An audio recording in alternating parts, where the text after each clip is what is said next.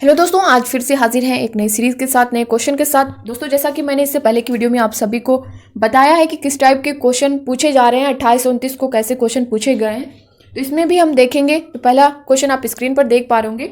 वह खेल जो बच्चों को दूसरे के विचारों, विश्वासों और भावनाओं को समझने में सहायक होता है, क्या कहलाता है? फर्स्ट है कल्पनाशीलता वाला खेल, सेकेंड है समानांतर खेल, थर्ड है एकांकी खेल, फोर्थ है स्वतंत्र एकांकी खेल। तो दोस्तों, इसका आंसर आप लोग करिए। वह खेल जो बच्चों को दूसरों के विचारों, विश्वासों और भावनाओं को समझने में सहायक होता है। तो दोस्तों, ये कल्पनाशीलता वाला खेल होता है, यानी फर्स्ट ऑप्शन जो है हमारा करेक्ट हो जाएगा। नेक्स्ट क्वेश्चन आप देख पा रहे, राघव जब शिशु था तब उसे माता पिता के स्नेह से वंचित रहना पड़ा। बाल्यावस्था के आगे के चरण में उसे बहुत संवेदनशील अध्यापक मिले, फिर भी उसे लोगों पर विश्वास करने में परेशानी होती है और वह जोखिम लेने का साहस नहीं दिखा पाता। राघव के विषय में विकास का कौन सा मुद्दा एकदम स्पष्ट रूप से वर्णित होता है?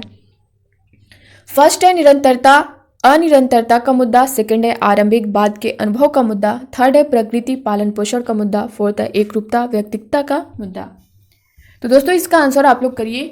राघव जब शिशु था, यानी जब बच्चा था, तो उसे माता पिता के स्नेह से वंचित रहना पड़ा। उसके बाद बाल्यावस्था के आगे के चरण में उसे बहुत संवेदनशील अध्यापक मिले, फिर भी उसे लोगों पर विश्वास करने में परेशानी होती है और वह जोखिम लेने का साहस नहीं दिखा पाता। राघव के विषय में विकास का कौन सा मुद्दा एकदम स्पष्ट रूप से वर्णित होता है? तो दोस्तों, ये ऑप्शन सेकेंड आप देख पा रहे होंगे, आरंभिक बाद के अनुभव का मुद्दा, ये हमारा करेक्ट हो जाएगा।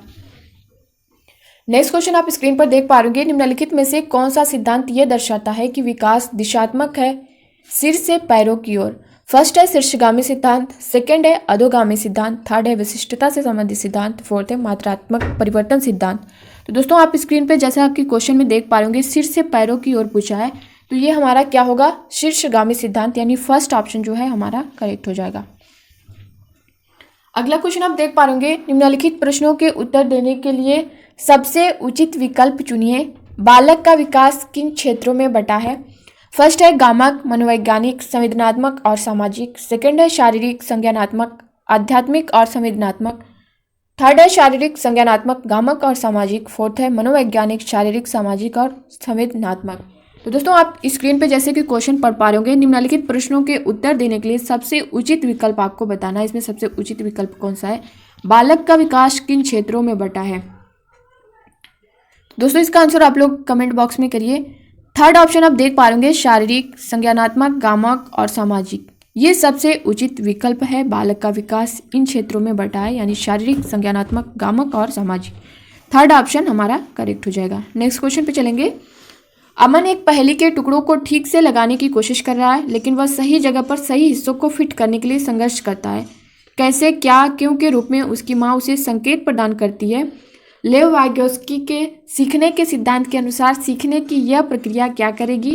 फर्स्ट है बच्चे को अप्रेरित करेगी, सेकंड है उसे आक्रामक बना देगी, थर्ड है अधिगम के लिए पाड़ का काम करेगी, फोर्थ है सीखने में मदद नहीं करेगी।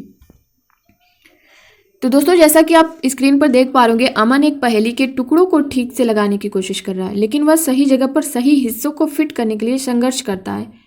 कैसे, क्या, क्यों के रूप में उसकी माँ उसे संकेत प्रदान करती है। लेव वाइगोस्की के सीखने के सिद्धांत के अनुसार सीखने की यह प्रक्रिया क्या करेगी? तो दोस्तों, ये अधिगम के लिए पाड़ का काम करेगी, यानी थर्ड ऑप्शन हमारा करेक्ट हो गया है, जो कि लेव वाइगोस्की से रिलेटेड है। अब अगला क्वेश्चन हम देखेंगे। वाइगोस्की के सिद्धांत के अनुसार सहायक खोज किसमें सहायक है? दोस्तों, ये सारे क्वेश्चन वाइगोस्की से रिलेटेड, जीन पियाजे से रिलेटेड, चॉम्स्की से रिलेटेड इसलिए मैं आपको दे रही हूँ क्योंकि यहाँ से क्वेश्चन 28 को भी आपके पेपर में पूछे गए हैं और 29 को भी पेपर में पूछे गए हैं। तो कौन से क्वेश्चन आपके सामने आ जाए, आप उसे फेस कर सकें, कोई कन्फ्यूज़न ना हो, आपके मन में कोई डाउट ना हो, तो आप बने रहिएगा। फर्स्ट है संज्ञानात्मक द्वंद्व, सेकंड है सहपाठी सहयोग, थर्ड है उत्प्रेरक प्रतिक्रिया साहचर्य, फोर्थ है पुनर्बलन। दोस्तों, जैसा कि आप देख पा रहे होंगे, वाइगोस्की के सिद्धांत के अनुसार पूछा है और सहायक खोज को पूछा है, बोला है किसमें सहायक है। तो दोस्तों, सहपाठी सहयोग ये हमारा करेक्ट ऑप्शन होगा, सेकंड ऑप्शन हमारा करेक्ट होगा। नेक्स्ट क्वेश्चन आप देख पा रहे होंगे। हार्वर्ड गार्डनर के बहुआयामी बुद्धि के सिद्धांत के अनुसार निम्नलिखित में से किसका प्रयोग दृष्टिगत जगत को सही तरह से अनुभव करने की योग्यता और अपने आरंभिक अनुभव में परिवर्तन लाने की योग्यता के लिए किया गया है? फर्स्ट है शारीरिक गतिबोधक बुद्धि, सेकंड है स्थानिक बुद्धि, थर्ड है तार्किक गणितीय गणन बुद्धि, फोर्थ है अंतःवैयक्तिक बुद्धि। तो दोस्तों इसका आंसर आप लोग करिए हार्वर्ड गार्डनर के बहुआयामी बुद्धि के सिद्धांत के अनुसार। निम्न में से किसका प्रयोग दृष्टिगत जगत को सही तरह से अनुभव करने की योग्यता और अपने आरंभिक अनुभव में परिवर्तन लाने की योग्यता के लिए किया गया है? तो दोस्तों इसका जो करेक्ट ऑप्शन होगा हमारा सेकेंड, अस्थानिक बुद्धि, ये हमारा करेक्ट होगा। नेक्स्ट क्वेश्चन आप देख पा रहे होंगे, हेतल घर में गुजराती बोलती है और इस भाषा को पढ़ने और लिखने में उसका प्रवाह है। उसके विद्यालय में निर्देश का माध्यम हिंदी है, वह यह भाषा नहीं जानती है। राष्ट्रीय शिक्षा नीति 2020 के अनुसार इस स्थिति में विद्यालय को क्या करना चाहिए? फर्स्ट है, हेतल को विद्यालय में सिर्फ हिंदी बोलने के लिए चाहिए। सेकेंड है, बहुभाषावाद की संस्कृति सृजित करने के लिए सभी बच्चों को एक दूसरे की मातृभाषा का सम्मान करने के लिए कहना चाहिए। थर्ड है, अध्यापकों को हेतल से कहना चाहिए कि उसने जो कुछ भी घर में सीखा है उसे भूल जाए। फोर्थ है, हेतल को उस अनुभाग में भेज देना चाहिए जिसमें निर्देश का माध्यम अंग्रेजी है। जैसा कि क्वेश्चन में दिया दोस्तों, हेतल घर में गुजराती बोलती है और इस भाषा को पढ़ने और लिखने में उसका प्रवाह है। उसके विद्यालय में निर्देश का माध्यम हिंदी है, वह यह भाषा नहीं जानती है। राष्ट्रीय शिक्षा नीति 2020 के अनुसार ये क्वेश्चन दोस्तों आपका 28-29 को 2020 से रिलेटेड पूछा जा रहा है, तो इसको ध्यान में रखिएगा। हेतल को विद्यालय में सिर्फ हिंदी बोलने के लिए चाहिए, तो दोस्तों यहाँ सिर्फ ये निगेटिव वर्ड आपका ये नहीं होगा। अध्यापकों को हेतल से कहना चाहिए कि उसने जो कुछ भी घर में सीखा है उसे भूल जाए, ये भी दोस्तों आप नेगेटिव है। हेतल को उस अनुभागों में भेज देना चाहिए जिसमें निर्देश का माध्यम अंग्रेजी है, ये भी आपका बेस्ट आंसर नहीं होगा। यानी बहुभाषावाद की संस्कृति सृजित करने के लिए सभी बच्चों को एक दूसरे की मातृभाषा का सम्मान करने के लिए कहना चाहिए, ये हमारा करेक्ट आंसर होगा। यानी सेकंड ऑप्शन जो है ये हमारा करेक्ट होगा। अगला क्वेश्चन आप देख पा रहे होंगे, निम्नलिखित में से क्या प्रगतिशील कक्षा की विशेषता नहीं है? नहीं है पूछा है दोस्तों, तो इसे हम अंडरलाइन कर लेते हैं। फर्स्ट ऑप्शन है बच्चों की सक्रिय रूप से सहभागिता। सेकंड है लचीला समूह गठन। थर्ड है गतिशील अध्यापक। फोर्थ है दंड और पुरस्कार का प्रयोग। तो दोस्तों जैसा कि क्या पूछा है क्वेश्चन में, निम्नलिखित में से क्या प्रगतिशील कक्षा की विशेषता नहीं है, तो हमें नहीं बताना है।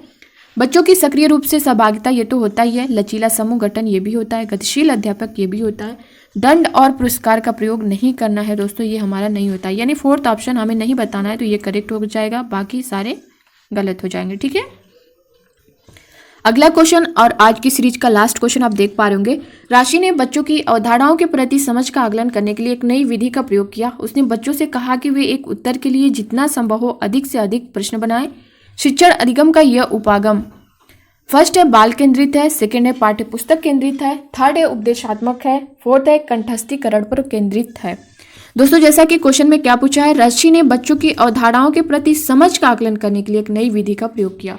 उसने बच्चों से कहा कि वे एक उत्तर के लिए जितना संभव हो अधिक से अधिक प्रश्न बनाएं। किससे कहा? बच्चों से। तो शिक्षण अधिगम का ये उपागम क्या होगा? तो दोस्तों ये बाल केंद्रित होगा, यानी फर्स्ट ऑप्शन हमारा करेक्ट होगा। ये क्वेश्चन भी आपसे पूछा गया है। तो दोस्तों ये थे आज के 10 क्वेश्चन इस सीरीज के। कैसे लगे आप लोग को कमेंट बॉक्स में कमेंट करके ज़रूर बताइएगा। वीडियो को लाइक करिएगा, ज़्यादा से ज़्यादा शेयर करिएगा। अपना लव और सपोर्ट इसी तरह से बनाए रखिएगा। मिलते हैं नेक्स्ट वीडियो में नए सीरीज के साथ, नए कंटेंट के साथ। तब तक के लिए बाय बाय, टेक केयर, खुश रहिए, पढ़ते रहिए।